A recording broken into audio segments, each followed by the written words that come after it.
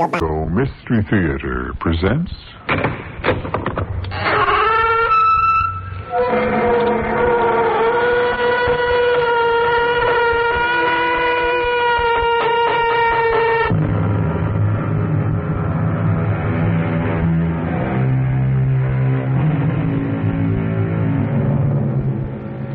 Come in.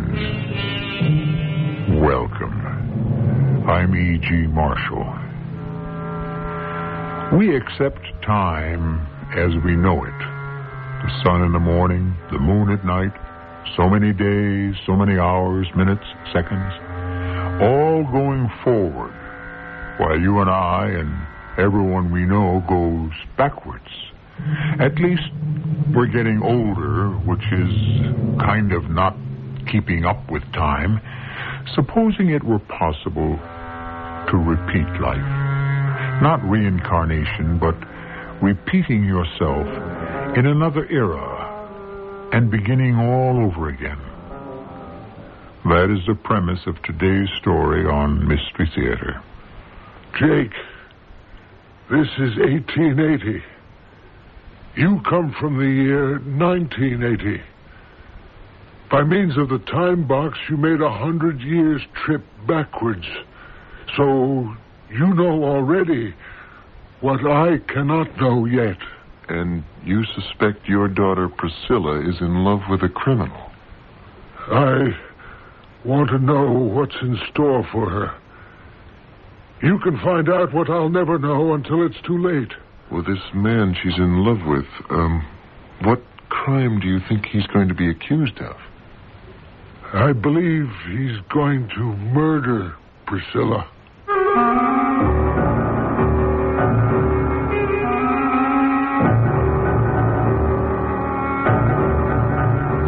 Our mystery drama, The Time Box, was written especially for the Mystery Theater by G. Frederick Lewis and stars Russell Horton.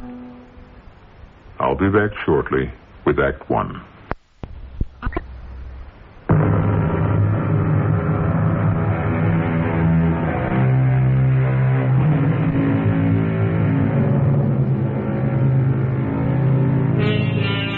We're in the town of North Orange.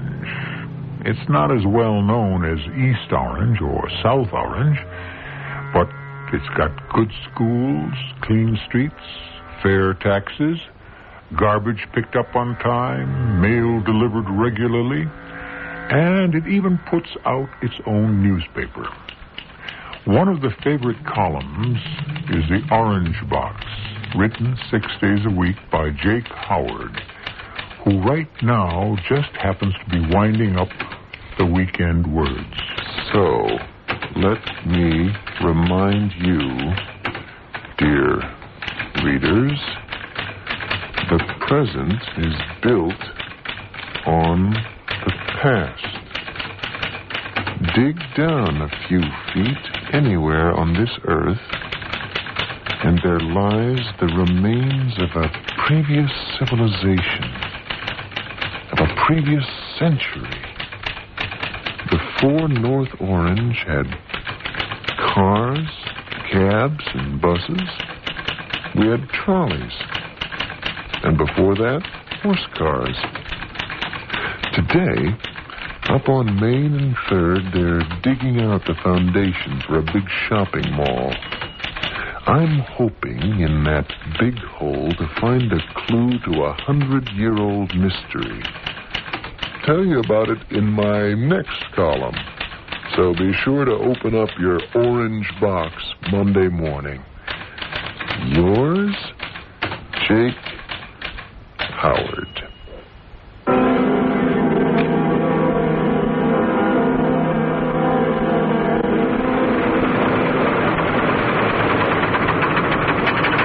You're kidding me, aren't you, Mr. Howard? What? I said you... I can't hear you. Where do I put her into neutral? These Big Dipper shovels make so much racket, you never get used to it. Mac, it just might happen I'll spot something which will clue me into a story I'm writing. You mean I might dig up a treasure or something? Might. You know what used to stand here on the corner of Main and 3rd about 100 years ago? Fort Knox? Something better, possibly. Right here was the laboratory of one of the greatest unsung inventors of the 1800s. Oh, Edison? No, don't tell me. Alexander Graham Bell? Nope. Dryden Harper. Oh, Dryden Harper. On this very spot, the trolley went right past his door. So, who was this Dryden Harper? Well, in my book, and I've done a lot of research on this, he was just as great an inventor as any of them. What did he invent? Well, something more important than the electric light, the phonograph, or the telephone. But all we have to go on are his notes. Nothing patented, no material clues. So how come nobody ever heard of him? Well, they will when I'm through. I'm going to write 6 whole columns, a whole week about Dryden Harper. And right here, where you're digging, Mac, is where the story begins. Well, where'd you find out about this guy? A reporter never reveals his sources. Okay, you can start up your shovel again. See that truck pulling in? Got to fill her up fast to make up for lost time. All right, here comes the first load. Watch it. Hey, hold it. Hold it. Don't let that truck move off. He's going nowhere. I've got to give him 5 more bucketfuls. Put your steam shovel in neutral and come with me, Mac. Let's climb into that truck. There's something there I want to see.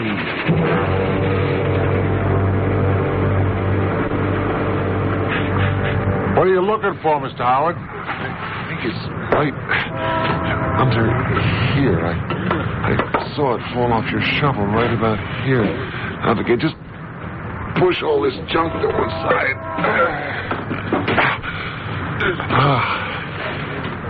Yeah. There she is. Is that what you had me stop working for?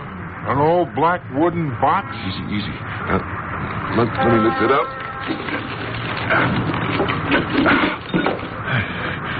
Funny looking, isn't it? Hinges on this side, a lock on that. Small box. I mean, it's not big.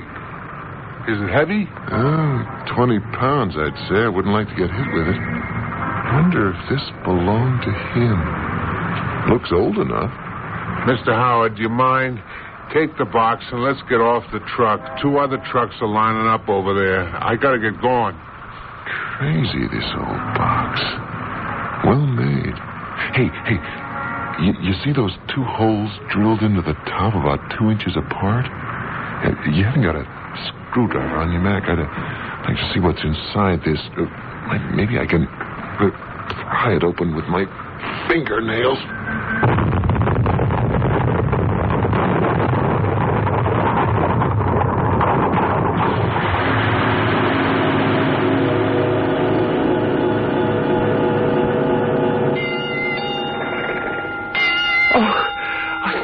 Thank you, sir, indeed.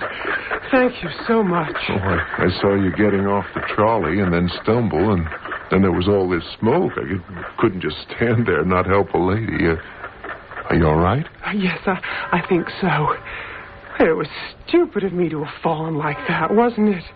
I take this trolley every single day in both directions. Oh, I hope I didn't break anything in this box. My father would be extremely upset. Well, may I carry the box for you? Is it heavy? Yes, it is, sort of. I think that's how I lost my balance getting off the trolley. It's funny. I could swear... Oh, please don't. I don't know if I'm dreaming or not, but I've seen a wooden box very much like it, but where, I can't remember. I do appreciate you helping me to my feet, sir. However... However, what? Oh, I doubt very much you've ever seen this box before. Oh, just a feeling I have. I could be wrong. Nor have I ever seen you before, sir. Oh, sorry. My name's Jake Howard. How do you do, Mr. Howard? My name is Priscilla Harper. Harper? Look, I know it's a very long shot, but do you happen to be related to Dryden Harper? Why, yes. Yes, I am. I'm his daughter. Dryden Harper's daughter? No, wait, the Dryden Harper, the distinguished inventor, scientist, discoverer who was born in 1831? Mr. Howard, for a stranger, you know a great deal about my father. But you're so young.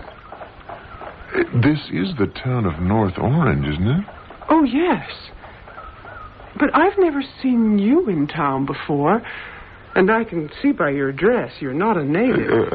Miss Harper, could we sit for a moment on this bench? I believe I'm dreaming. Oh, dear me. That is one of the most ancient and oft-used bits of flattery in the entire lexicon. It is? And I shall be glad to sit on this bench for a moment. I need to catch my breath before I go in. Now, you are Dryden Harper's daughter, and you are sitting here dressed in, perfectly ordinary street clothes. Yes, you're sitting here, and I'm sitting here. Are you quite well, Mr. Howard? Amazing. Oh, excuse me. You were saying you travel on this trolley car, and, Well, I'm coming home now, actually. My father had asked me to bring this box to a fellow scientist at the other end of town. So I went, but when I got there, he wasn't home. You know, I've wasted my entire morning. But wouldn't it... I mean, why didn't you phone him in advance to make sure he was home? Phone him?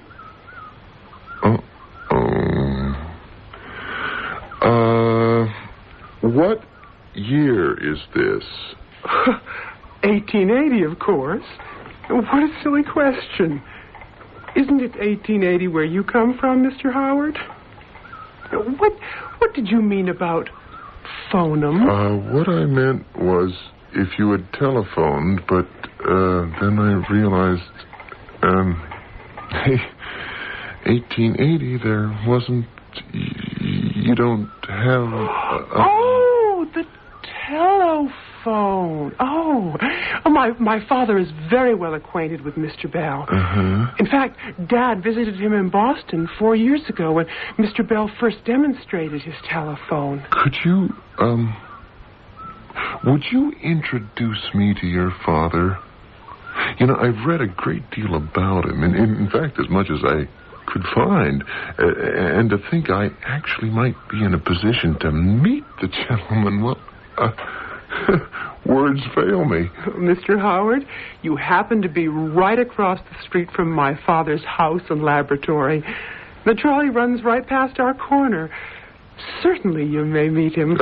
Before I go in with you, may I have just one look at that wooden box you're carrying? Sure, here, you may look at it.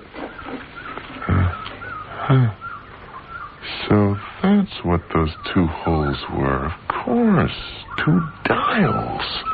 Mr. Howard, you're not trying to make me believe you've ever seen this box before. Miss Harper, had I not ever seen that box, I would not be standing here with you at this very moment.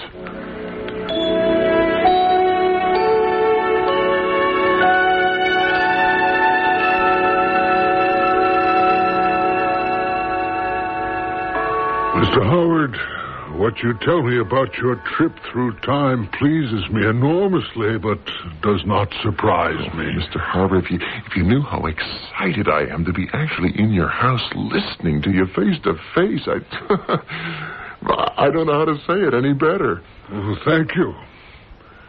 It was my time box you found up there in 1980. Pretty bashed about, I gather, but still active. Well, now, what about Bell and Edison? They haven't written anything about you. We have to know Tom Edison and Alex Bell. You might say there's a professional rivalry between us, so I'm not surprised they didn't mention my name.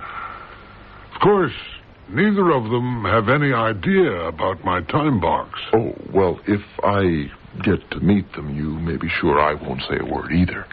You find my time box 100 years into the future, and it manages to convey you to our century. As I said, Mum's the word about that. May I ask, Mr. Howard, now that you're here, what do you intend to do? Well, Miss Harper, I haven't given it a moment's thought.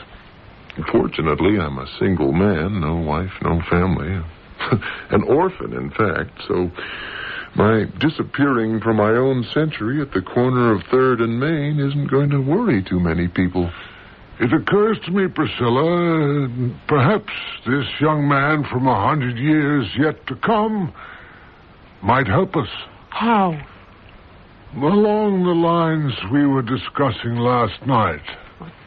Dad, I wish you'd just stop using the time box for that stupid experiment. It isn't going to do you any good. I'm not ever going to stop seeing Hans. I don't care if you materialize Socrates or Shakespeare to come here and argue with me. Nobody and nothing in the world is going to put a stop to my friendship with Hans. Priscilla, you know what has been happening here in North Orange the past 4 months? I couldn't bear to think my own daughter could come to the same fate. Nothing's going to happen to me. Your suspicions are ridiculous. My own daughter may be next. Mr. Howard, I'd like you to stay for dinner. There's something I would very much like to discuss with you. Oh, Dad, why can't you be reasonable about this? There is nothing, absolutely nothing, to connect the man I love with the deaths of all those girls.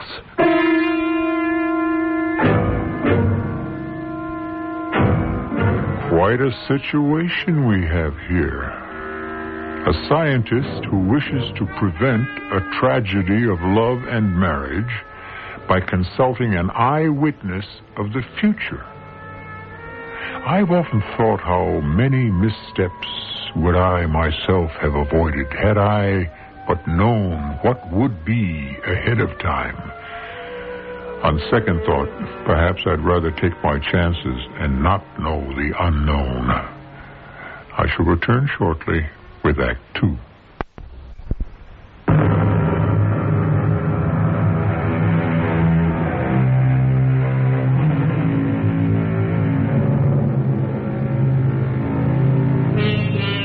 Jake Howard's daily column called The Orange Box will suddenly stop appearing in 1980 because, unwittingly, he has found himself in the same town, his hometown, on the same street corner 100 years earlier.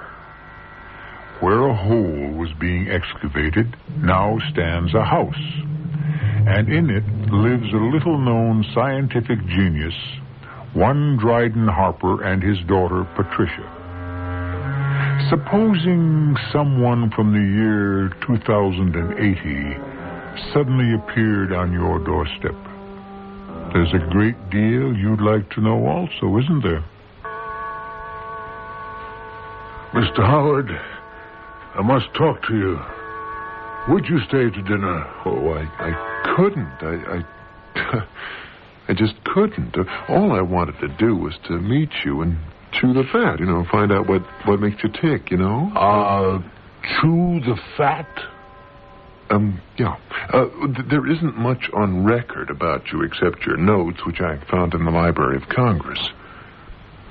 To a scientist, what a boon to meet a man from the future. Priscilla, can we forget our differences for now? There's still time to do the necessary marketing for dinner. My daughter, sir, is an excellent cook, a quality she inherited from her mother, God rest her soul.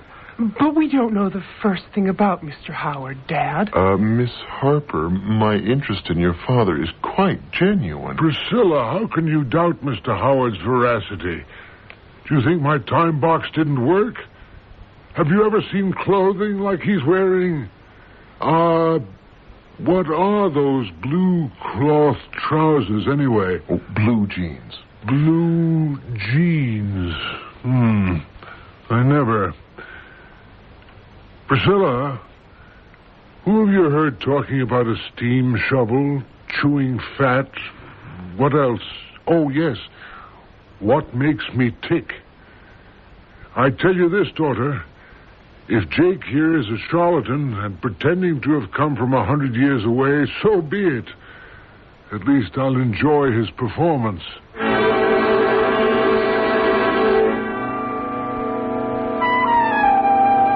Have a bit more sherry, my boy. Oh, thank you, Mr. Harper. So, you're a reporter on a newspaper right here in North Orange. Mm-hmm. But the paper wasn't founded until 1900. Oh, 20 years from now. Mm-hmm. Yeah, I'm a columnist. You do a lot of research, eh? Well, that's how I ran across all your accomplishments. Well, don't tell me about them before I do them. I may be disappointed. How good are your town records? The history of North Orange, that kind of thing? Pretty complete. We've got records of people who lived here since, 1790. That's what my newspaper column is all about, the history of the town. What's that time? 5, 6? I lost count. 5. Oh, good. We've at least a half hour before Priscilla gets back. Jake, let me pull my chair closer to you. Because what I'm about to tell you is confidential. Well, go ahead, Dryden. In all your researches about our town up there in 1980, did you ever run across the name Dr. Hans Flexner? Dr. Hans Flexner. Oh, is that the Hans your daughter is interested in? Yes. She thinks she's in love with him. Well, why would there be any record of him in 1980? Is he about to make some extraordinary medical discovery? Would he be in the almanac? I don't know. What I do know is... This is hard for me to say. What I want to know is... Was a Dr. Flexner ever arrested for any crime? You mean you suspect Priscilla is in love with a criminal? Was he ever arrested? Will he be arrested? I want to know the future now, Jake. You've come from there. Only you can help me. In the past 4 months, 10 young ladies have been stabbed to death. By the time the police arrive, there isn't a clue left. The poor girls have been sliced up as though by some insane doctor, a surgeon, or even a dentist. And there's evidence a surgical instrument was used? Expertly in each case. What's more, it appears that each victim was unconscious before she was murdered. You follow that? They're not sure, but they think a newly discovered anesthetic was used. Ether. Yes, to knock them out first. What? Oh, well... But it could also have been chloroform. That's why I say the murderer could also be a dentist. And what's that got to do with Dr. Hans Flexner? Hans Flexner is a dentist.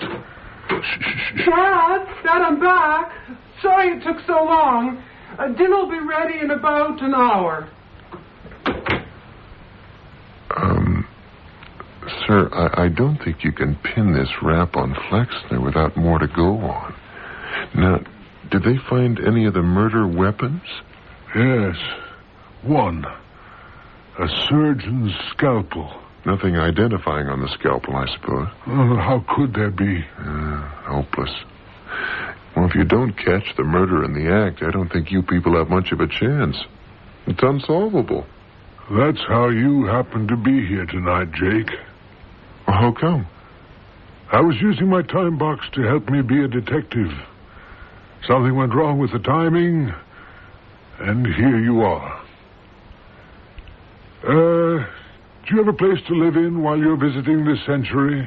Well, no, I haven't. Then you'll sleep here. After all, I'm responsible for the whole thing.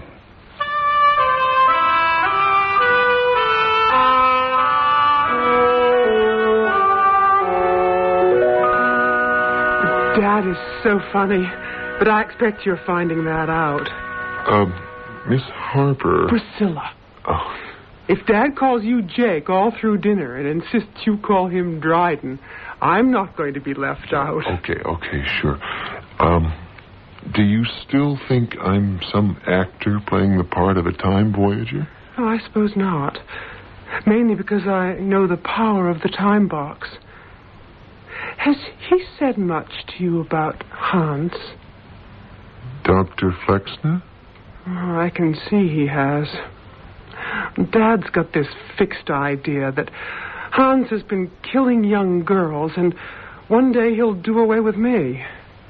If you met Hans, you'll see right away what a silly idea it is. So to satisfy himself, Dad set his time box for 1830, 50 years ago, so he could materialize that great hypnotist, Franz Mesmer.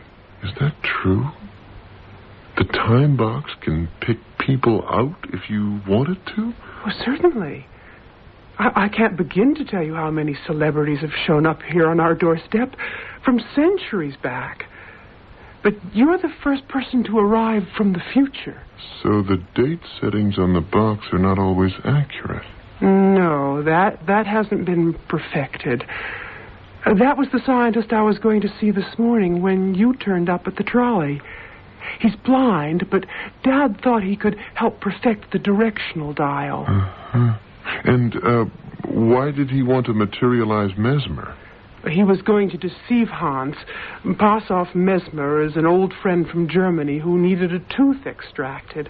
And while he was in the chair, he was supposed to mesmerize Hans. To get him to admit under hypnosis he was the mass murderer. Exactly. Oh, stupid, isn't it? You know what? You're getting to sound just like you lived in my day.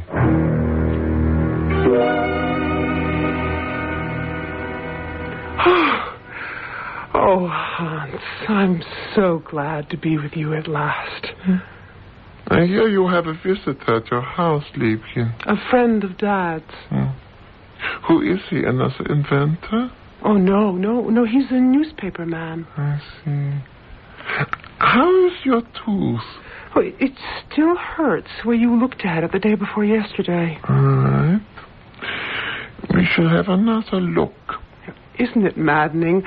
I used to tell Dad my teeth hurt and I would have to have them taken care of, which was all a pretense so I could come and see you. And now it's really hurting. It's as if I was being punished for lying. Get into the chair, Liebchen. We'll see what is the matter. There. Weiter. Yeah. I think that wisdom tooth should come out. Do you mind? Will the pain stop? Oh, immediately. Oh, darling Hans, I trust you implicitly. Since the removal could be painful, suppose I give you something to make you fall asleep. It will take me half an hour or so to prepare what I must do.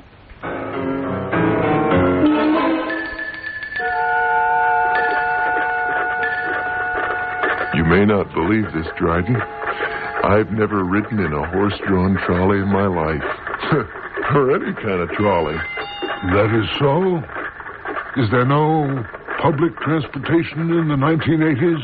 Oh, yes, but it's buses or taxis, you know. I've stopped trying to understand your vocabulary. No, wait, I take that back. I have been on a trolley. When I was in San Francisco, I took the cable car. That's an electric trolley that's pulled uphill by a cable that moves underground. That's extraordinary. Did you say electric? Oh, yeah, electric power is used everywhere. Now we've even got nuclear power. Please.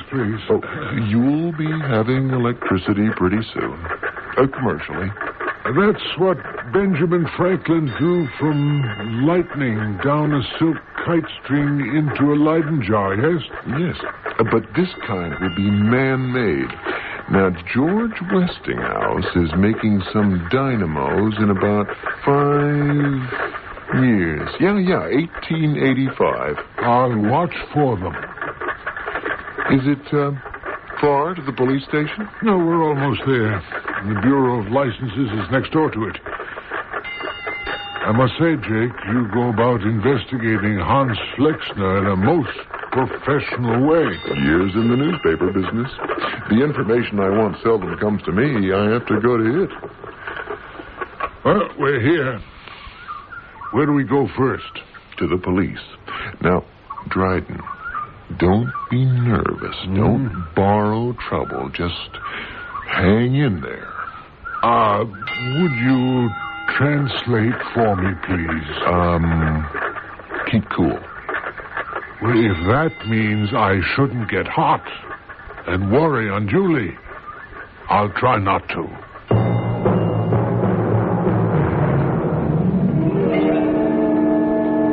Hans, darling, why does it take so long for you to prepare that sleeping powder or whatever it is? Well, it's all done. I should give you something very new, Liebchen. Much better than the nitrous oxide those old-fashioned dentists use. Now, close your eyes. What are you going to give me to put me to sleep? It is called chloroform. Very effective. Now, I'll just hold this cloth over your nose. Lie back and breathe. What the devil is that? There's someone at the door. I thought you told me you didn't have any patients today. Open up. You hear me, Flexner? I know you're in there. Oh, my heavens, it's Jake. Go away, whoever you are. I'm busy. Priscilla, are you all right? Jake, what are you doing here? How dare you break into my office? Nobody comes in here without an appointment. Look what you did to the door. Come on, Priscilla. I shall go and inform the police at once. Yes, why don't you do that, Flexner? Tell them also where you got your degree in dental surgery. There doesn't seem to be any record of it. Jake, what are you saying? Tell them also you use chloroform on your patients. I can smell it clear out into the hall. Jake, have you gone crazy? Chloroform. The whole dental profession uses ether, not nearly as dangerous. Priscilla, get up out of that chair. You are coming with me.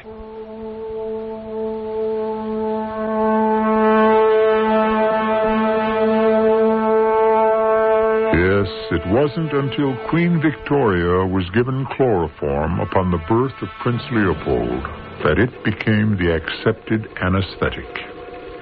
She tells us in her journal, Dr. Snow gave me that blessed chloroform, and the effect was soothing, quieting, and delightful beyond measure. Somehow, I have the idea that Dr. Hans Flexner was not intending merely to soothe and quiet his patient. Perhaps I'm mistaken.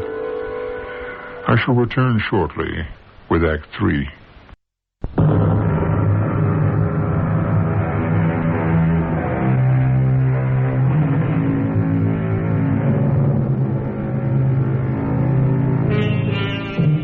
This is not an easy story to preface, comment on, or conclude. Once you meddle with time, it's difficult to apply the rules we live by today. Jake's yesterday is not Priscilla's. Priscilla's tomorrow may not be Jake's. One factor, however, could overcome the 100 years that separated these two. Love. Yes, love. Unfortunately, right now, that is the furthest emotion from Priscilla's mind. How dare you break into the private office of a dear friend of mine and threaten him with such a display of ungentlemanliness? I don't know how I can ever face Hans again. Dad, you have no idea how embarrassing this This 1980 man was. Now, hold on, Priscilla. Now, first of all, your dear friend isn't even a licensed dentist. At the Hall of Records, Priscilla, the name Hans Flexner doesn't appear on the Dental Association's list. I won't have you two spying on me and my friends. I won't have it. And I won't have a daughter of mine screaming like a fishwife. Go to your room. So he doesn't have a license to practice dentistry here in North Orange. How do you know he didn't get his license abroad? We don't know. Dad, if you'd like to know the truth, my tooth has been getting very painful. I saw Hans several times, but it keeps getting worse. He was just about to pull it when Jake charged in like a bull. What? Is that really true? Not like all those other times? On my honor, it's killing me. Well, then, of course, we'll have it looked at. First thing in the morning. But I'll choose the dentist, and I'll go with you. All right, I agree. You choose the dentist. It's too painful for me to refuse.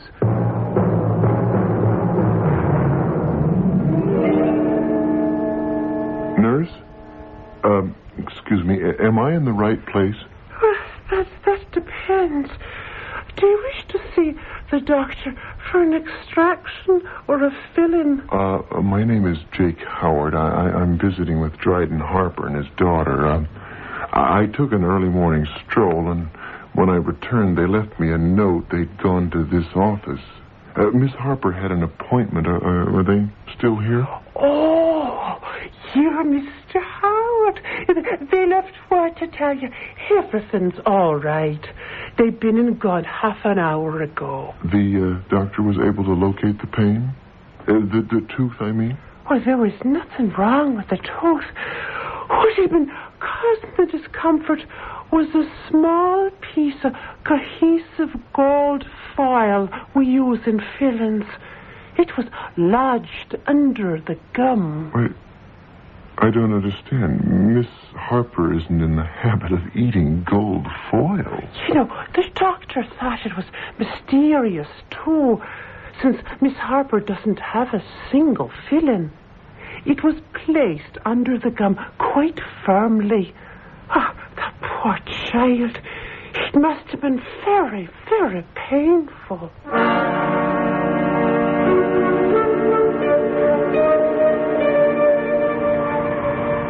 Hand me those tongs next to you, will you, Jake? Thanks for inviting me to your lab, Dryden. It's a handy little furnace you have there. Well, it's my little hell and my little heaven. What are you going to put in the furnace? The secret of what powers the time box. You're going to tell me? Well, I feel I owe it to you, Jake. And if you're writing about how I experiment, this is crucial. Oh, you don't owe me anything. On the way home from the dentist, Priscilla wouldn't say a word. But when you told her to ask herself why would her great love Hans wish to hurt her, I think she began to see him differently. So, I have you to thank. Well, I wish... Never mind. Tell me. She's a lovely girl. I wish I didn't have to go back to my century, that's all. You see... Now, what are you going to do with the tongs? Under this bell jar, what do you see? Looks like particles of stone. Small pieces of a meteorite. I lift the bell jar, take up one small particle with the tongs, open the furnace door, and place the piece of meteorite in the crucible inside the furnace. Close the door, turn my hourglass upside down, and wait. I'll be darned. Ah, that hasn't dawned on the scientists of the 1980s, eh? No.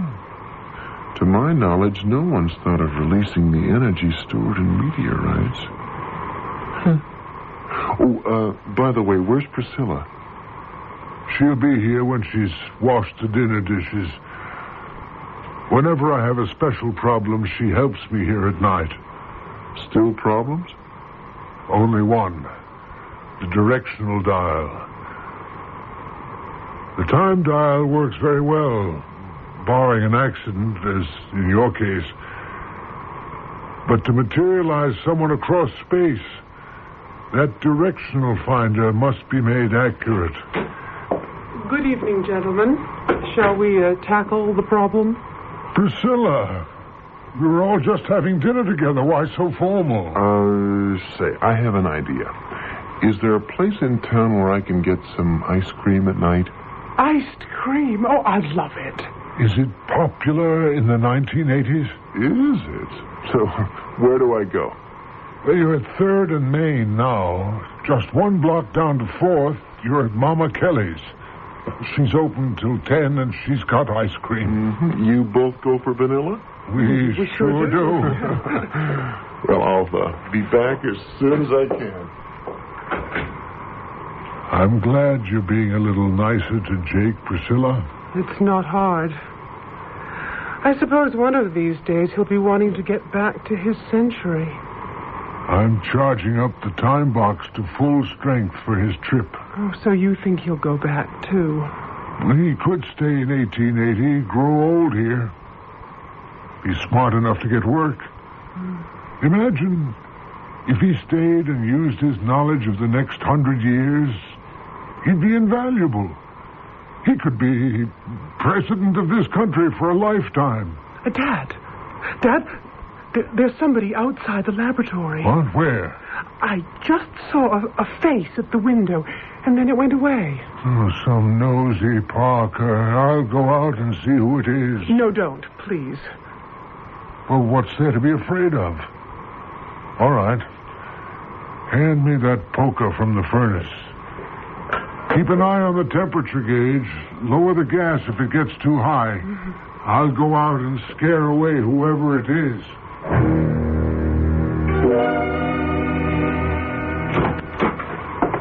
Well, here we are.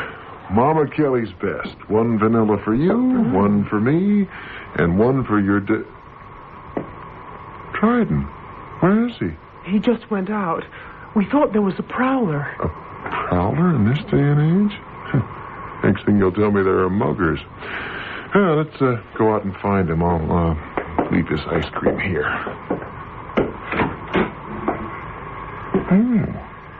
We ought to be able to see Dryden easily enough. It's a fine moon. Jake, why don't we just stand here and enjoy it? Dad'll walk all the way around the block and come right back. Jake, I apologize. Oh, don't. Girls in love. You can't reason with them. No, I don't think I was. That's the funny part about it. When everything came out about Hans, I think I was sort of relieved. Maybe I was in love with love. Hey, look. Hey, you. Come back here. There's somebody running over there. I'm going to follow him. Here, now. Take my ice cream. Now, go back into the lab and lock the door. Go on.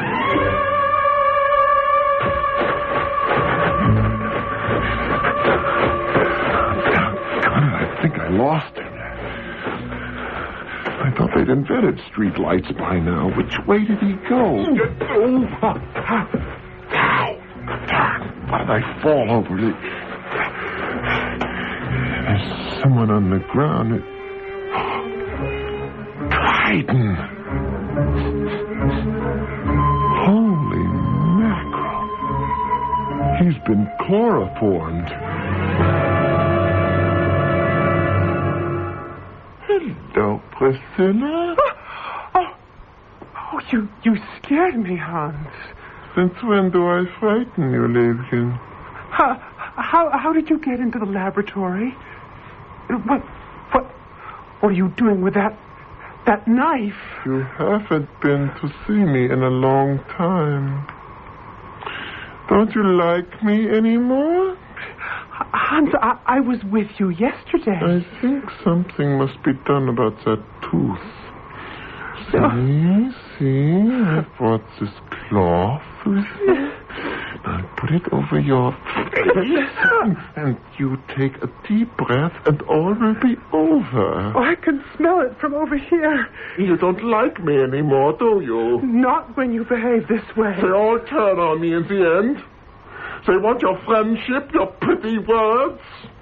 They like the presents you give them, and then suddenly it's all over. Who are they, Hans? All of them. All of them. You're just like all of them. So, when you believe they are turning against you, Hans, what do you do? I don't let them do that. They never reject me. I don't let them reject me. So, it is true. It's all true. Jake was right. Who was right? I was right, Flexner. Get away from her. Priscilla, duck. No, Jake, don't. Don't throw it. Priscilla? Jake, are you still here? Yeah, I am. Wait till the smoke clears. You'll see for yourself. Oh, I see you now. Oh, Jake. When I saw you lift up the time box, I was afraid I'd never see you again. It was the only thing handy to throw at him. Hans? Where is he? I saw the box hit him on the shoulder just before there was that big bang. He's nowhere, Priscilla. Or the time box. That's gone, too? Not a trace. Now we have no idea which century is getting a present of one Hans Flexner. Or which country? Who knows? He might be spinning in space forever. What do I care about him? You're here, and you're safe. Oh, my gosh. I completely forgot.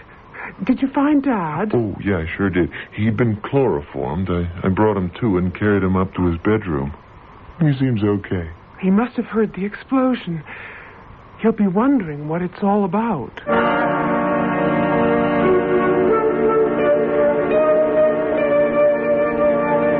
The door to the lab was open, Dryden, and there was Flexner with a scalpel in his hand. Dad, he was pointing it right at my throat. But Jake, he stopped him. Oh, well, he threw the time box at him. Aimed at it, his head hit him in the shoulder. Not a very good shot. But it worked. There was a flash. Didn't you hear the sound, Dad? A big flash, and Hans disappeared. And the time box? Oh, it went with him. No question, he wanted to destroy Priscilla. Oh, now, how do you feel, Dryden? Well, except for this terrible taste in my mouth. All right. I'm sorry about the time box. There went my ticket to tomorrow. I guess I'll just have to hang around here. That's right, Jake.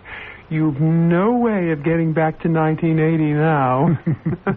Did you shut down the furnace, Priscilla? Oh, no. I'll go take care of it. I'm going to need those meteorite chips for the next time box I build. You're going to build another one right away, Dad? I was thinking, Dryden, I'm in no rush to get back to my job. The column can wait. Well, don't you concern yourself, Jake.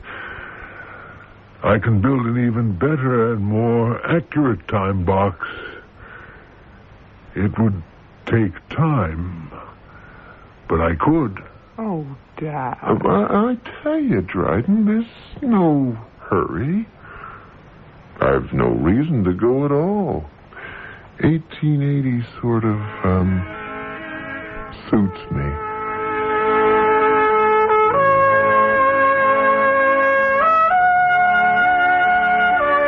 It would appear that anything can happen when you mess about with time.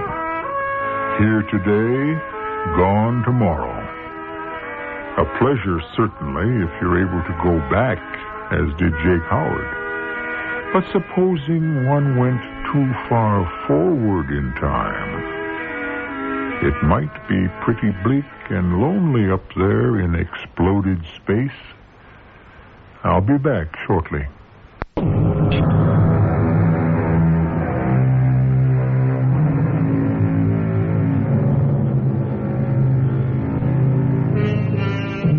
Our old friend Benjamin Franklin, who used his years probably better than any other American before or since, used to say, "If time be of all things the most precious, wasting time must be the greatest extravagance, since lost time is never found again. Let us then be up and doing to the purpose." Which isn't bad advice, is it? Even though I had to go back in time 200 years to get it. Our cast included Russell Horton, Diana Kirkwood, and Robert Dryden. The entire production was under the direction of Hyman Brown. This is E.G. Marshall inviting you to return to our Mystery Theater for another adventure in the macabre. Until next time, pleasant dreams.